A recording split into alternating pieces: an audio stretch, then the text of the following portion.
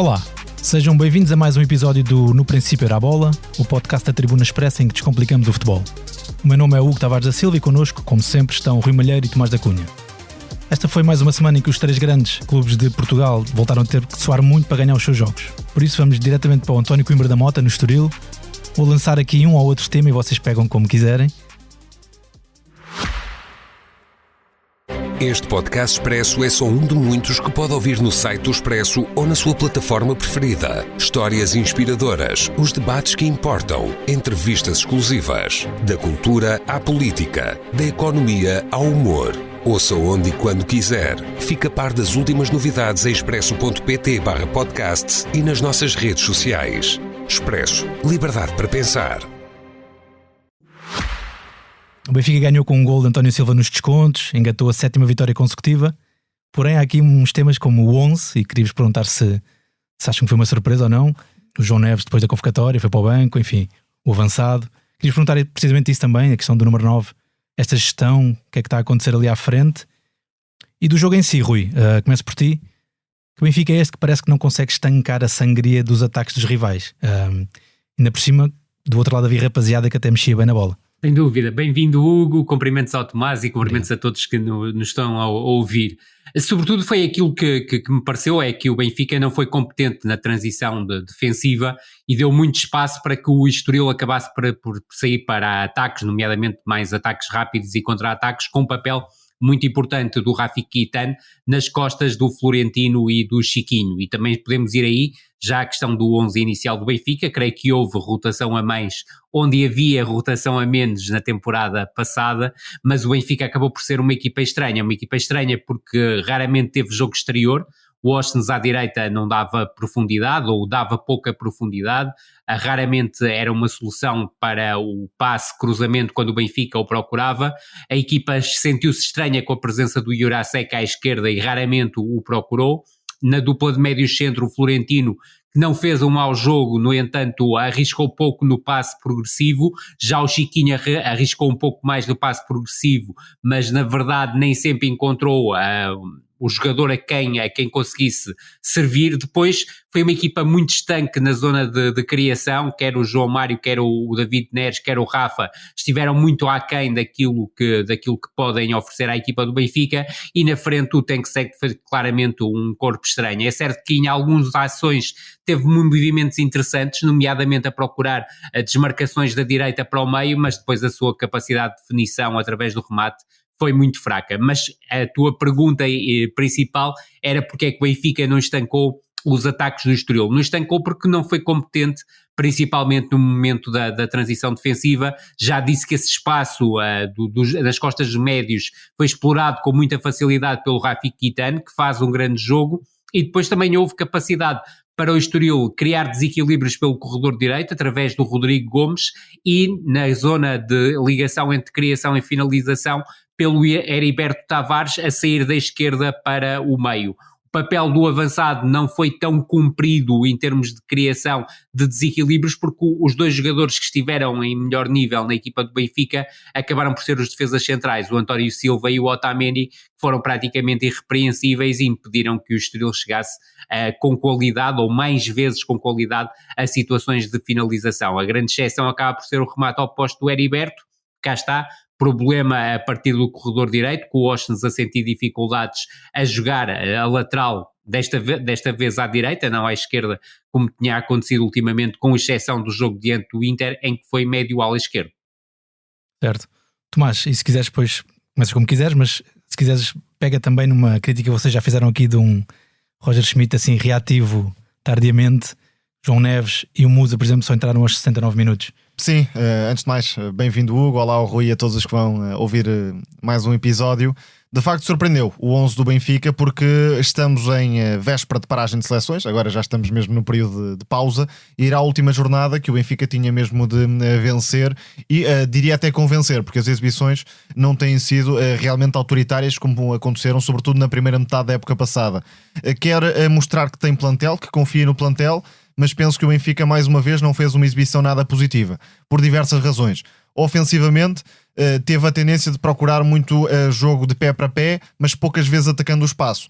quando os lances realmente mais perigosos e que desequilibraram a defesa do Estoril foi normalmente com o Chiquinho, isto na primeira parte, a meter a bola no espaço para a desmarcação do Tenkstedt na meia-direita. Depois o avançado teve sérios problemas de finalização e continua a haver aqui a ausência de um titular declarado no ataque do Benfica. Musa já se percebeu que não encanta Roger Schmidt, Artur Cabral tarda em afirmar-se e Tenkstedt, sendo o mais limitado, não deu propriamente provas de que vai subir na hierarquia. Portanto, acho que Gonçalo Guedes se calhar ainda vai ganhar aqui o direito à titularidade. Mas realmente a grande diferença do Benfica desta época para a época anterior, em concreto na primeira metade, é o trabalho de pressão alta, a capacidade de recuperar no make-up ofensivo e na reação à perda de bola. E vi muita gente, aliás, desde que começou a época, quase reduzir esta questão ao avançado. Ou seja, o avançado, que era Gonçalo Ramos, trabalhava muito e a equipa pressionava muito bem, e agora já não é Gonçalo Ramos e, portanto, a equipa já não consegue pressionar. Como se um trabalho de pressão fosse de um jogador só. Obviamente é muito redutor. É um dos fatores, atenção, concordo perfeitamente com essa ideia, mas há aqui uma série de questões que justificam que os adversários estejam a encontrar muito mais o espaço nas costas dos médios do Benfica e a criar situações de igualdade ou de superioridade no make-up ofensivo. E neste jogo foi bastante visível, sobretudo com Rafik e Tana a acelerar no corredor central. Olhando para o Benfica que começou a época passada, além de Gonçalo Ramos, que efetivamente era um jogador que trabalhava bastante e ajudava a equipa, temos um meio-campo composto por dois monstros defensivos, Florentino e Enzo Fernandes, e agora normalmente o Benfica tem apenas um, porque Coxo não é um jogador que se destaque defensivamente nessas tarefas de pressão alta, ou seja, o meio-campo por si só fica mais exposto. Há a questão do avançado e a questão da segunda linha de pressão, que tinha, por exemplo, um jogador como Auschwitz, que entrou não necessariamente no início da época, mas um pouco depois para agarrar o lugar, e que era também um elemento tremendamente disponível, agressivo, nessa pressão mais alta. Agora muitas vezes o Benfica tem uma segunda linha com Neres, Di Maria e Rafa, ou mesmo o próprio João Mário, que sobretudo nos jogos grandes sente mais dificuldades para acrescentar nesse trabalho de pressão alta. E depois há uma questão externa ao Benfica, é que os adversários também já conhecem muito melhor por onde podem entrar, para atacar as fragilidades da equipa encarnada. Juntando a tudo isto, esta quebra coletiva, estas diferenças no perfil de determinados jogadores, que juntando tudo, obviamente acabam por prejudicar a pressão e obrigar Roger Schmidt a dar uma volta em termos de ajuste coletivo. Há um Benfica claramente menos autoritário e depois isto influencia a forma como a equipa ataca. Uma coisa é estar constantemente a ser obrigado a correr para trás, a começar os ataques na zona defensiva. Outra coisa é não deixar o adversário respirar, é recuperar a bola à entrada da área e a partir daí acelerar em direção à baliza, é impor um ritmo constantemente alto e agressivo. O que é que acontece?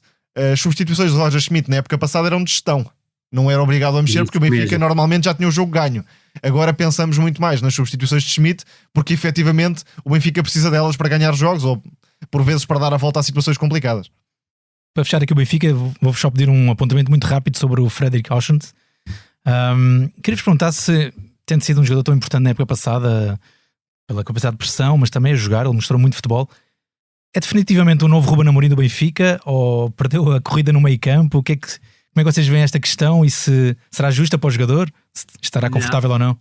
Percebo perfeitamente a tua questão.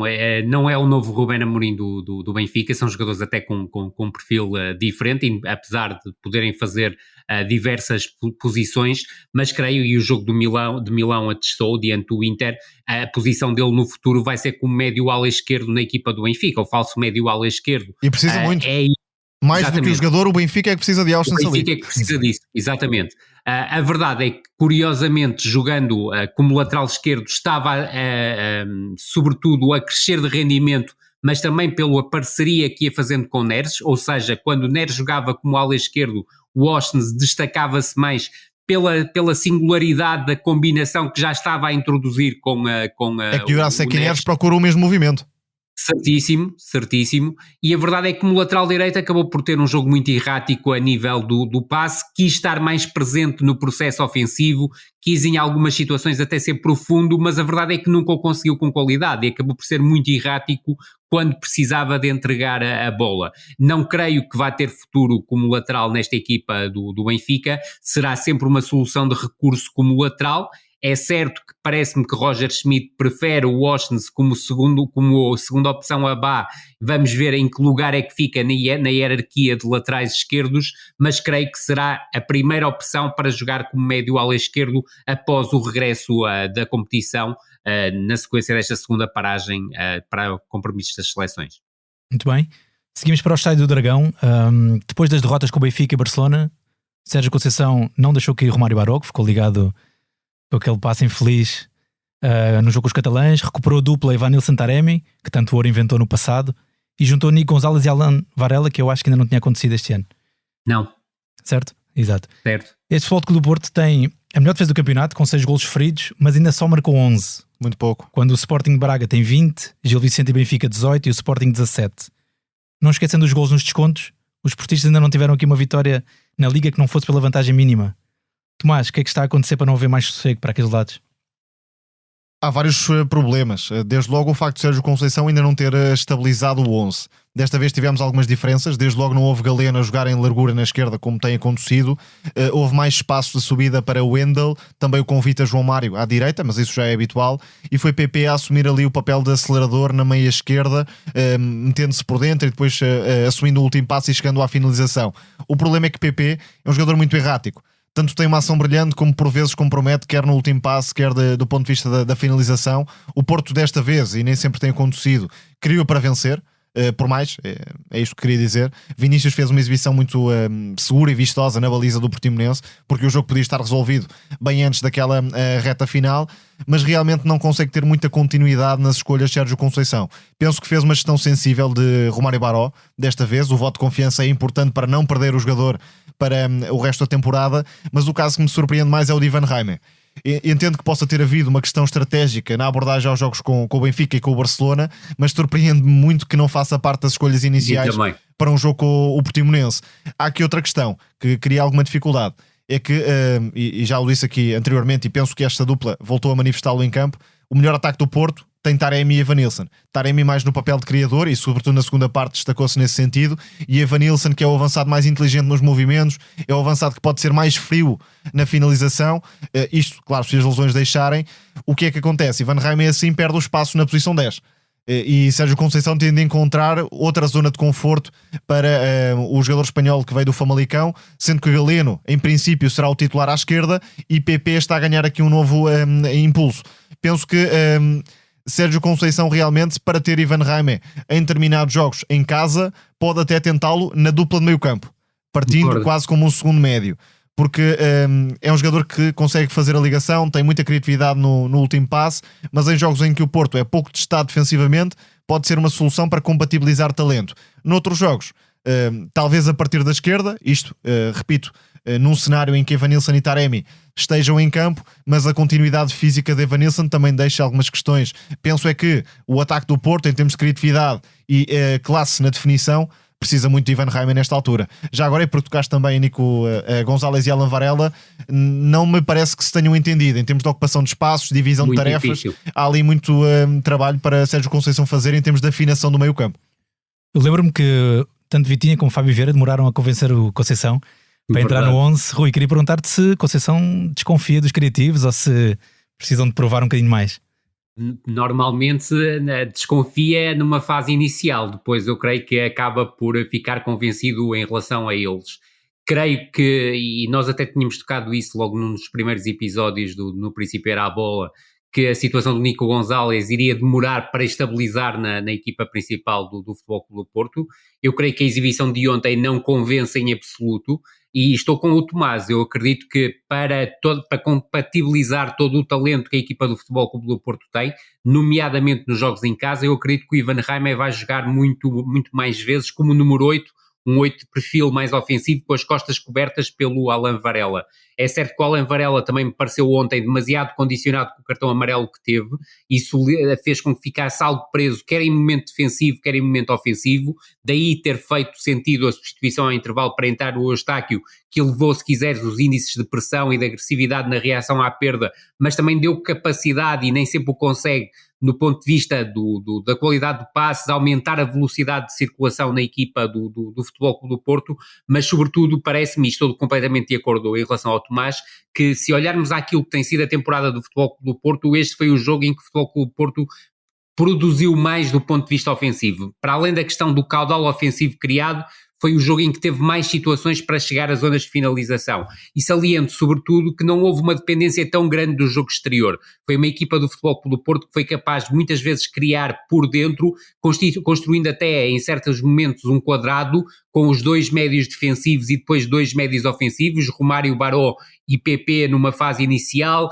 Outras situações, quando o Wendel não subia, o PP estava aberto e era o Taremi que baixava para construir esse quadrado, e a equipa do Portimonense, a jogar em 5-4-1, mostrou-se mais preocupada em controlar o jogo exterior do Futebol Clube do Porto, mais eficaz a controlar o corredor da bola, mas a desequilibrar-se muito no corredor oposto, e principalmente onde teve mais dificuldades, que foi no corredor central, com o Denner e o Carlinhos a terem muitas dificuldades para controlarem muitas vezes 4 jogadores que surgiam nesse espaço. E o Futebol Clube do Porto foi muito arguto a explorar as costas destes médios, e o golo acaba por surgir numa situação desse tipo, um mau passe de Alemão e depois a recuperação do Wendel a ligar-se com o PP no corredor central, a atacar esse espaço nas entrelinhas, e ao contrário do que aconteceu em situações posteriores, em que o PP se mostrou com dificuldades na definição, quer através do passe, quer através do remate, aqui ia servir muito bem o Evanilson, e a verdade é que o Evanilson é uma mais-valia indiscutível para o Futebol Clube do Porto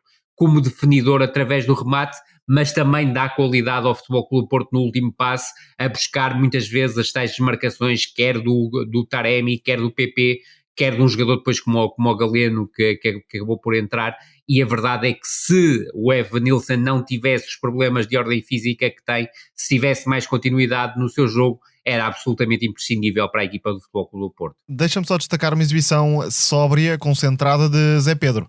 Não me admiro nada que até possa ganhar a titularidade em definitivo, se calhar à frente de nomes como Fábio Cardoso, por exemplo, não sendo um jogador que tenha realmente um potencial extraordinário, dá alguma segurança. E isso, tendo em conta o caos que vai sendo a defesa do Porto, em concreto os centrais, já é alguma coisa.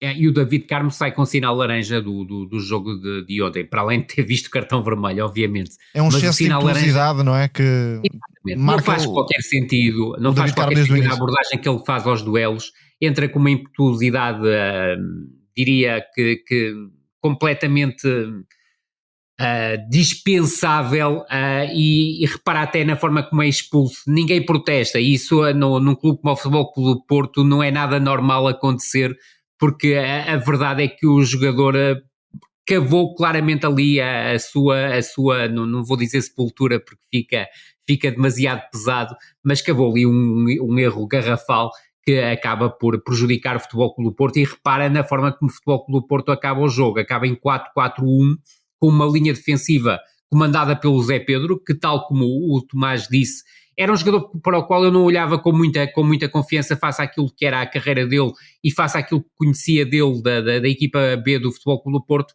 mas neste momento está claramente a par do Fábio Cardoso e do David Carmo na luta pela titularidade ao lado do Aqui a fiabilidade é um fator muito importante num central. Exatamente, e não cometer erros, Tomás. Exato. Que era isso que tu dizias. Simplifica, não inventa muito.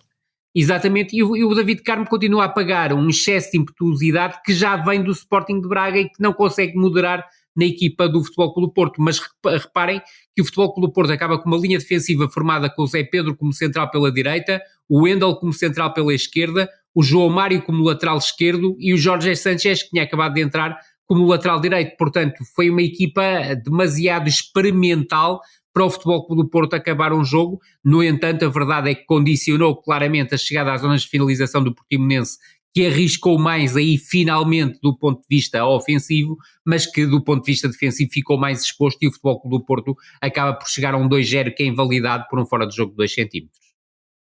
Viajamos agora até Alvalade. O Sporting confirmou a liderança isolada antes da paragem para as seleções, com uma vitória com o Aroca por 2-1, com gols de Gyökeres, depois claro, e Morita. Rui, que Sporting foi este até à expulsão de Diomande aos 42, e como é que vês o justamente Ruben Amorim? E que influência é que teve a autossuficiência de Gyökeres nessa nesse tipo de opção. É uma questão muito, muito interessante. Eu já li o que Tomás escreveu, por exemplo, no Twitter, e estou completamente de acordo com ele. A equipa do Arouca introduziu problemas ao Sporting que o Sporting ainda não estava habituado a tê-los esta temporada, ou seja, defendeu num 5-4-1, bastante coriáceo, se quiseres, a defender de forma muito curta, muito compacta e muito atrás, com linhas mais baixas, e isso criou claramente problemas à equipa do Sporting nos seus processos de construção e principalmente de criação. Ou seja, o Pote e o Edwards estiveram muitas vezes tapados, sem espaço para desequilibrarem, e aí o papel mais preponderante em termos de construção e até criação da equipa do Sporting acabou por ser do Gonçalo Inácio, mais uma vez transcendente a nível do passe. Depois, obviamente, o Sporting explorou muito a sagacidade do Gyökeres na desmarcação na profundidade. É certo que foi bem mais perigoso na segunda parte e a tal autossuficiência dele foi incrível para estimular um Sporting mais ofensivo, mas a verdade é que o golo inaugural é uma jogada muito interessante da equipa do Sporting. É uma combinação entre o Diomandé e o Edwards sobre o corredor direito, muita importância do Yulman no trabalho sem bola, na forma como atrai e arrasta dois adversários do Arouca, e depois a inteligência do Gyökeres a sair da marcação que estava a ser muito bem feita pelo Rafael Fernandes para atacar o espaço mais frágil da equipa do Arouca, o espaço onde estava o Tiago Esgaio para uma finalização ao segundo poste. Eu creio que o Sporting cresce com o seu golo inaugural, mas a verdade é que a expulsão do Diomande, que do meu ponto de vista é completamente equivocada por parte de um árbitro que volta a mostrar a tendência de vários árbitros portugueses, que é procurarem segurar um jogo muito rapidamente através da mostragem de cartões amarelos, o que os deixa depois ultracondicionados.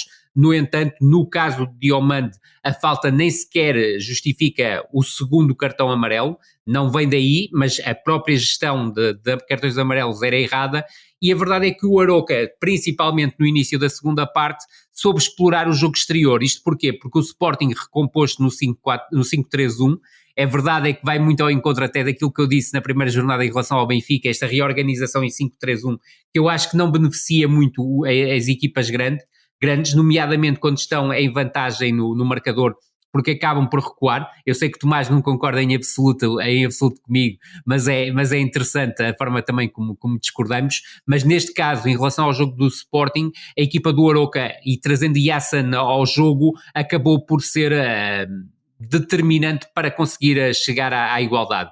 Yassan é um jogador que, do meu ponto de vista, justifica a titularidade nesta equipa do Arouca, traz sempre coisas novas, trouxe coisas novas. Curiosamente, ele até começa a jogar como volante direito, se quisermos, mas de forma astuta o Daniel Ramos troca o Treza e passa a jogar como volante ala direito e coloca o Yassan como ala esquerdo, e é aí que acaba por conseguir criar o desequilíbrio. Joga normalmente à direita. Foi uma questão quase inovadora.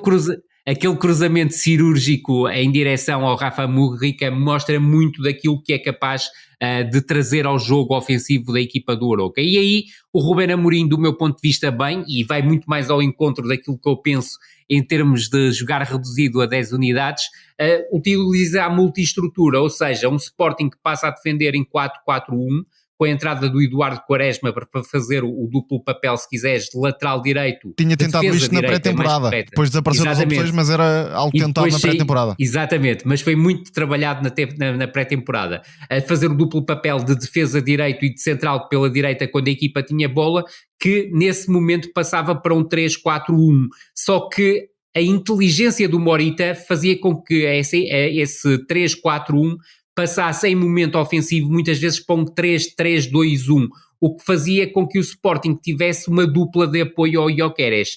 Compensou Marcos Edwards, no fundo. Exatamente. É certo que o Gyökeres em vários momentos foi autossuficiente e trabalhou por 2 ou 3 unidades da frente de ataque do Sporting, mas a verdade é que esse salto do Morita foi um salto muito inteligente e que permitiu ao Sporting chegar ao 2-1.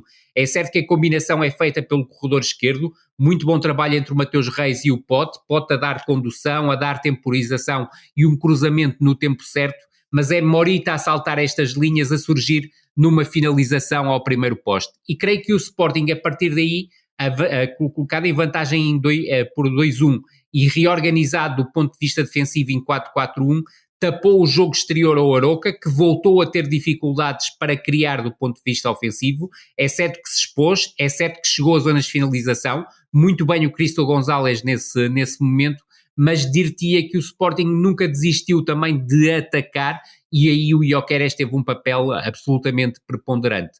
Creio que era que o Arouca precisava naquela parte final de um golpe de asa. A expulsão do Rafael Fernandes acaba por condicionar definitivamente a equipa do Arouca em termos ofensivos, mas não deixa de ser curioso que após a expulsão o Ruben Amorim procurou voltar a trazer o Sporting para a tal zona de conforto, jogando num 5-3-1, aí de 10 contra 10, recompondo o setor defensivo com a presença do Neto como central pela direita, mas não me deixou de causar estranheza que tenha optado pela substituição do Eduardo Quaresma, independentemente do Eduardo Quaresma, de forma imberbe, ter feito logo uma falta inicial, paga com cartão amarelo. Mas aí volto a achar que o árbitro continuou a ser desnorteado na segunda parte, a marcar faltas a torto e a direito, a mostrar cartões amarelos desta feita aos jogadores do Arouca, para procurar compensar um erro que provavelmente percebeu ao intervalo que tinha cometido.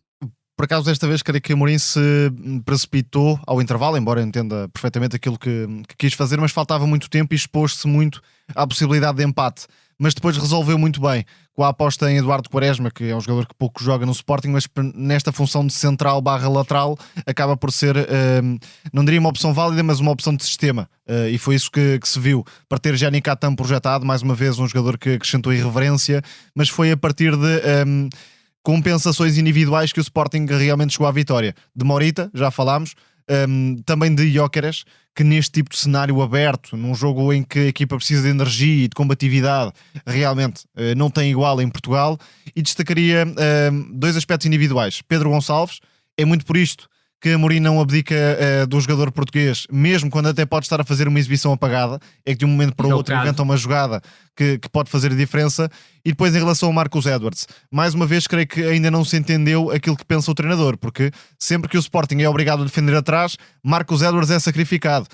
Se estiver Trincão em campo, por exemplo, Amorim prefere Trincão porque considera que é um jogador talhado para o campo aberto, ao contrário de Marcus Edwards. Depois podemos discutir a opção ou não, mas Marcus Edwards nunca fica em campo quando Amorim quer defender com o bloco baixo e atacar espaços. E a verdade é que até ao intervalo o Marcus Edwards estava com uma produção bem superior à do Pote, em termos sobretudo até está ligado ao 1-0, mas a partir do momento em que o Sporting fez 1-0, o Edwards entrou mais no jogo e o Pote estava claramente desconfortável na partida. Deixem-me só testar o vosso gatilho rápido.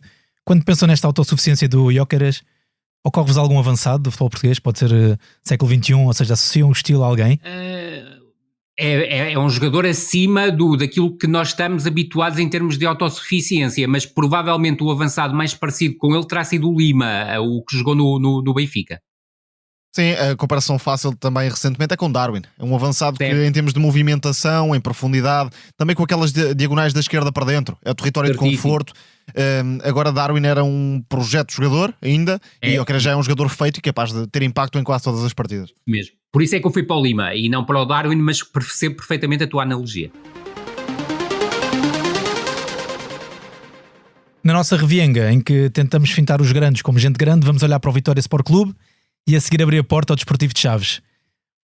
Moreno saiu do Vitória para evitar o clima de desconfiança, foi assim que ele justificou a demissão. A direção do Vitoriana escolheu Palturra, que somou apenas 6 jogos. Segue-se Álvaro Pacheco, começou a temporada no Estoril, onde só fez 8 jogos. Apesar de somar já 3 treinadores, o Vitória ocupa a 5ª posição, com 5 vitórias em 8 jornadas. 3 treinadores e um interino, curiosamente os 4 começam com vitórias. Exato. Certíssimo. Tomás, ajuda-nos a perceber que vento é que sopra para os lados de Guimarães. Bem, a verdade é que quase ninguém acreditou que Paulo Turra tivesse uma vida muito longa em Guimarães. Isso acabou por se confirmar. Agora penso demasiados velas, santos e cruzes. Exatamente. Não encaixou propriamente e não melhorou aquilo que o Vitória tinha com o Moreno em termos de projeção para o futuro. Álvaro Pacheco, e ao contrário se calhar do que muita gente pensa, acredito que tem potencial para treinar num patamar como o do Vitória. Em termos de ideia ofensiva, sobretudo, é um treinador que pode elevar o nível em comparação com aquilo que se via anteriormente. Agora há aqui várias questões. Aqui o Vitória, como se sabe, é um projeto muito emocional por vezes. Isso nem sempre facilita o trabalho aos treinadores.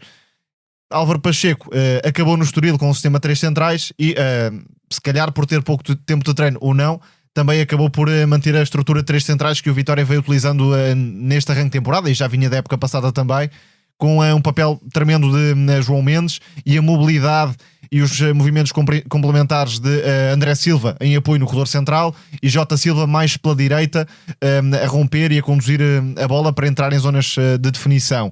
Mas penso ainda assim que o Vitória não mostrou uma superioridade tremenda com bola desta vez, mas agarrou-se ao conforto defensivo dos centrais. Penso que pode estar em Tomás Ribeiro um patrão para a equipa do Vitória, e Mano Silva também é um dos projetos mais interessantes na posição, não só a defender, mas também com bola.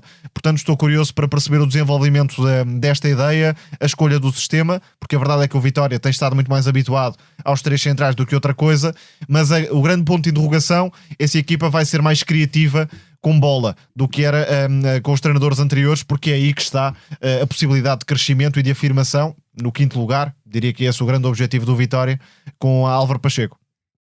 O mais curioso, Hugo, é que no espaço de 4 dias consegues recuperar um modelo de jogo, algo que tinha deixado de existir com o treinador anterior.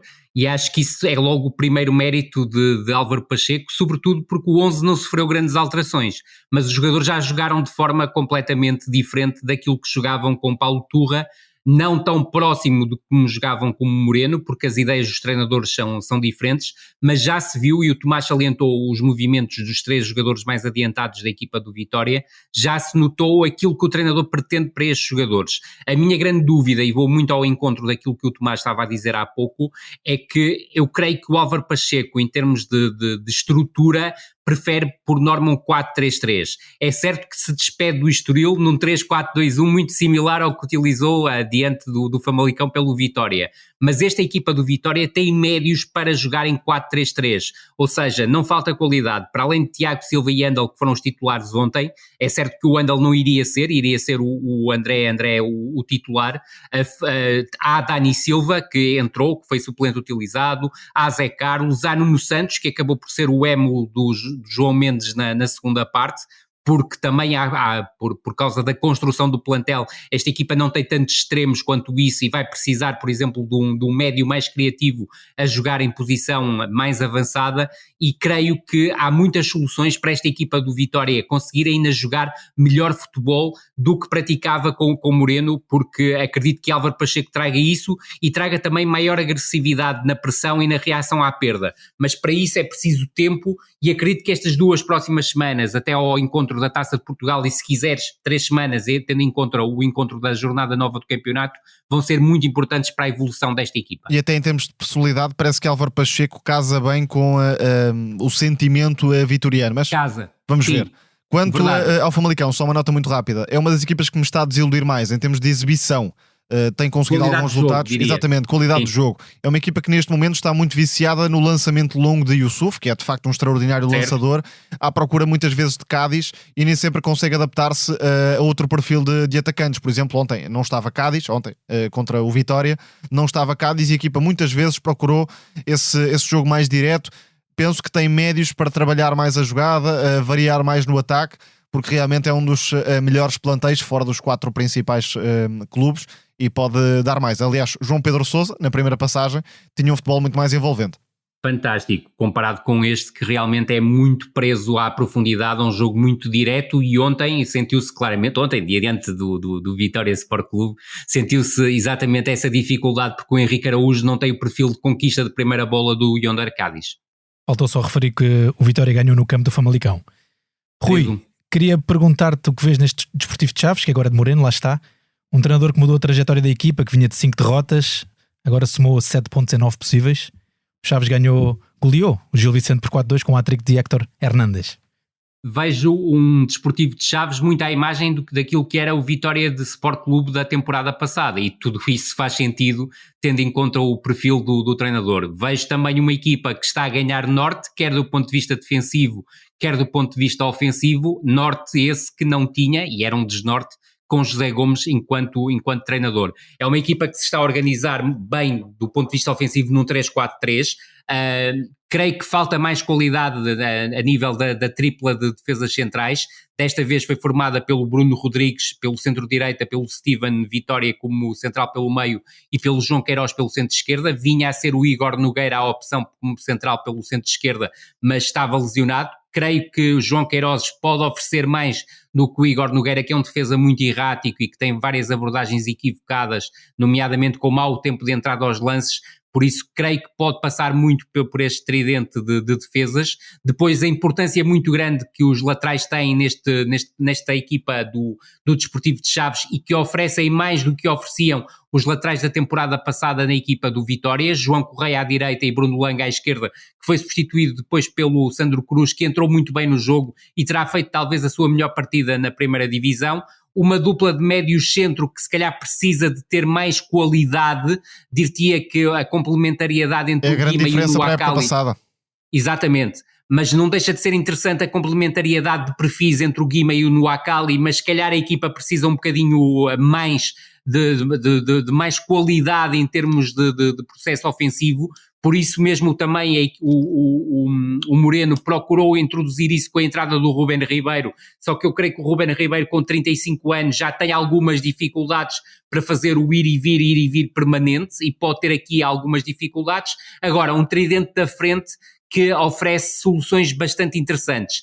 Creio que não tanto o Paulo Vítor, que foi utilizado a partir da ala, já vinha a acontecer com o José Gomes, mas a verdade é que o Benny entrou muito bem ao intervalo e oferece outro tipo de uma paleta de soluções em termos de criatividade superiores ao Paulo Vítor. Leandro Sanca a partir da esquerda, com o Abbas a começar a entrar regressado de lesão, e o Héctor Fernandes, que tinha sido a falso ala direito diante do Arouca, a surgir na posição onde rende mais. Como avançado centro, um jogador com um perfil muito interessante para aproveitar cruzamentos, e creio que mostrou isso diante do Gil Vicente e acaba por estar obviamente ligado a este triunfo com um hat-trick a acabar por ser determinante para derrotar a equipa do Gil Vicente, que no entanto também saiu prejudicada com a saída prematura do Depu e não tem um avançado ao nível do Depu no plantel. Moreno, no fundo, pensou corretamente, fez aquilo que tinha de fazer, porque o Chaves, a defender como estava a defender no início da época e numa defesa a 4, era um projeto insustentável e destinado a descer divisão. E com esta adaptação para os três centrais, a equipa está muito mais confortável, e isto também envolve os laterais, porque os laterais assim podem focar-se mais e ter mais liberdade ofensiva, e desde logo João Correia é um dos maiores desequilibradores deste plantel. Sem dúvida. Bruno Langa também é um lateral que já tem provas dadas. Creio que a equipa perdeu qualidade no meio campo, efetivamente. Jogadores como João Mendes, João Teixeira davam uma classe extra, mas há alguma qualidade nos homens da frente. Benny, que já vem em afirmação desde a época passada, um médio criativo. Ruben Ribeiro, vamos ver aquilo que pode oferecer, mas Leandro Sanca é um extremo diferente, mais rápido e agressivo. E depois Héctor Hernández, que é um jogador que realmente oferece diversidade nos movimentos e tem golo. Portanto, o Chaves, apesar de tudo, levantou-se a partir do trabalho tático de Moreno, muito realista. Na rubrica Totti ou Totti, vamos até Londres. O Arsenal venceu outra vez o Manchester City, como na Supertaça, o que permitiu à equipa treinada por Mikel Arteta partilhar a liderança da Premier League com o Tottenham. Tomás, um certo defesa central com um cântico impecável, jogou com os calções com um bolso enorme, ou não? Para mim é o melhor central da atualidade. É discutível, claro, mas acho que está num top 3 garantidamente. Para mim é o melhor da atualidade. Top 3 claramente. Sim, dúvida. E fica a questão se Saliba ou melhor, com o Saliba, como o Arsenal seria capaz de disputar a reta final da Premier League.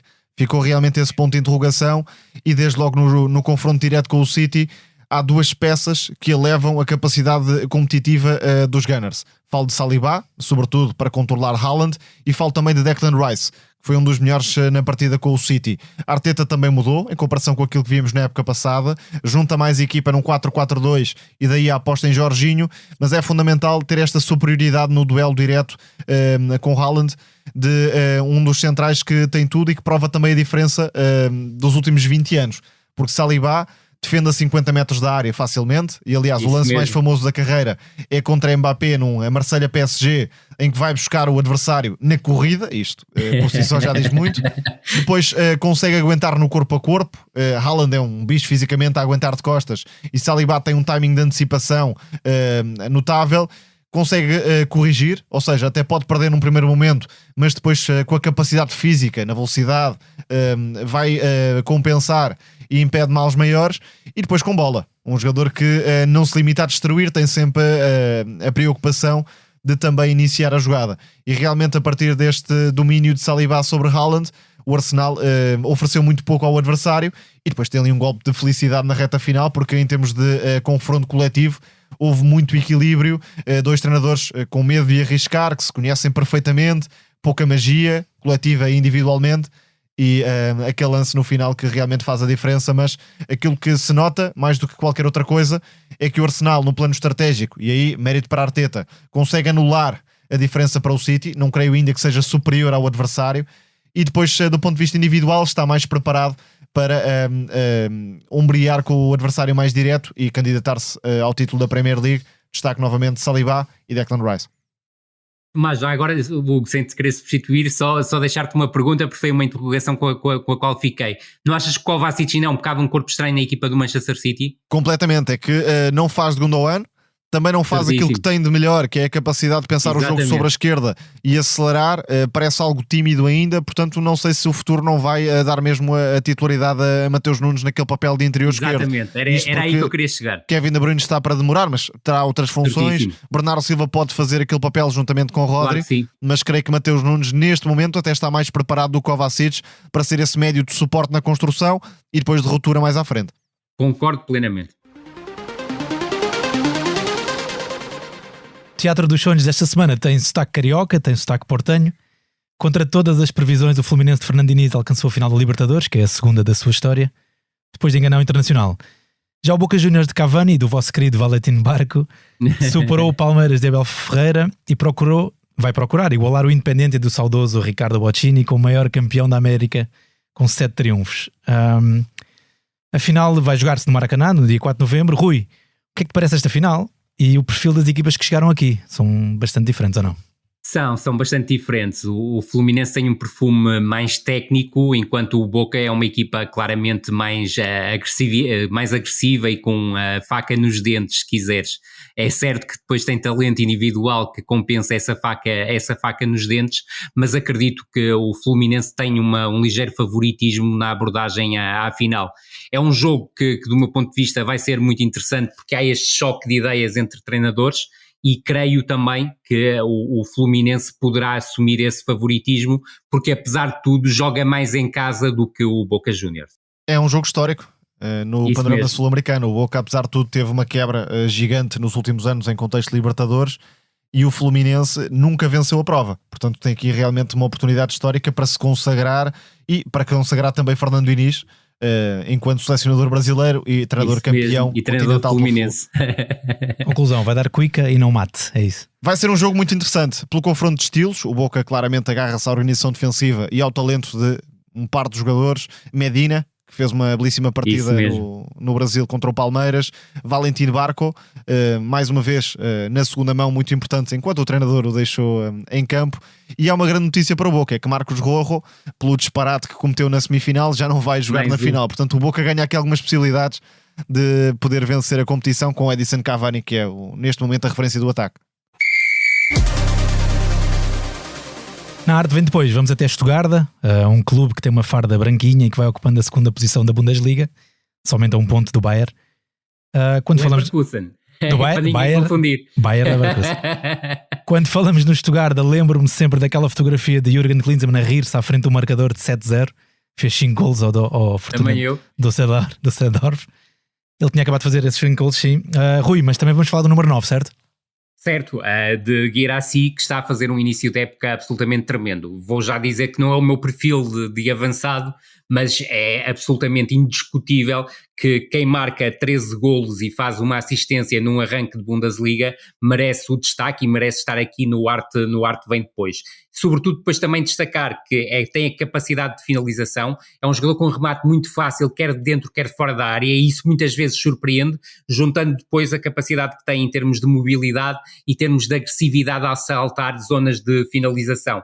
Depois, do meu ponto de vista, também beneficia muito da estrutura que está montada pelo Sebastian Hoeneß, uma equipa que joga muito num 4-2-3-1, destaco obviamente o Fürich, que joga a partir da ala esquerda, é um jogador com muita capacidade no último passo ou no último cruzamento para a situação de finalização, também com imprevisibilidade no drible, e o médio mais ofensivo, que é um jovem francês, o Enzo Milot, de 21 anos, que também parece ser um jogador com capacidade para atingir voos mais elevados, mas sobretudo destacar também a fiabilidade que esta equipa tem no seu processo defensivo, porque também tem sido esse o suporte da equipa estar neste momento a lutar pelo primeiro lugar na Bundesliga. Mas também destacar que estes golos do Guirassy também não são dissociáveis, se quiseres, de um ideário de uma equipa que é capaz de ter posse, é capaz de jogar em ataque posicional, mas consegue ser muito contundente a explorar a metamorfose da transição ofensiva em contra-ataque e tirar partido disso mesmo. Guirassy há uns anos fez uma época extraordinária no Amiens, uma equipa de... Verdade. Perfil baixo da Liga Francesa, e aí já se percebia que tinha potencial para voos mais altos. No Rennes não fez se calhar a diferença que se imaginava, mas é de facto um avançado notável como referência, de costas para a baliza, receber jogo direto, tem muita qualidade técnica e na forma como se associa, e esta época promete ser de facto histórica do ponto de vista da marcação de golos. O Stuttgart, que normalmente nos últimos anos tem andado a lutar para não descer, e finalmente dá um ar de sua graça mais ao nível daquilo que noutras eras nos habituámos a ver. Já agora é muito destacável a quantidade de avançados em diversas equipas que têm brilhado na Bundesliga. Não vamos falar dos mais óbvios, a Boniface, que já aqui destacámos, isso e mesmo. Harry Kane, mas há um que também está a explodir ao nível das expectativas, que se chama Jonas Wind, do Wolfsburg. Isso mesmo. Grande avançado, sempre se viu nele o potencial titular da seleção dinamarquesa. Agora há outro, que é Rasmus Højlund, mas de facto a vinda em termos técnicos, de criatividade, muito cedo comparado a Ibrahimovic também, está realmente a soltar aquilo que tem de melhor, e o Wolfsburg que junta lá outro criativo chamado Lovro Mayer, que promete realmente formar aqui uma dupla de excelência, mas creio que lá voltaremos a falar desta equipa e destes jogadores. E nós já o dissemos, a Bundesliga este ano então está a ser muito interessante, muito aberta, sem dúvida. Com equipas que subiram o nível. Verdade, e com muitos golos e jogos absolutamente espetaculares. Segundo o Mr. Chip, o tal mago da estatística do Twitter ou do X, agora, Guirassy fez o que nem Gerd Müller nem Lewandowski fizeram, não é? Que é 13 golos nas primeiras 7 jornadas. Eventualmente está de quebrar, mas não deixa de ser um registro histórico. É brutal. Foi mais um episódio do No Princípio Era a Bola. Rui e Tomás, muito obrigado. Muito obrigado. Obrigado a ti. Estiveste em grande plano. Também a distribuir jogo. Estás completamente contratado para a equipa. Está fortíssima. Estamos com o meio campo cada vez mais forte. Excelente. É um Batistuta. Misto de Rui Costa e Batistuta. Isso mesmo. A sonoplastia deste episódio foi de João Martins. Esta semana vamos descansar do campeonato. A seleção terá mais 2 jogos de qualificação, com Eslováquia e Bósnia, que poderão traduzir-se no apuramento para o Euro 2024. Para a semana a mais, um abraço.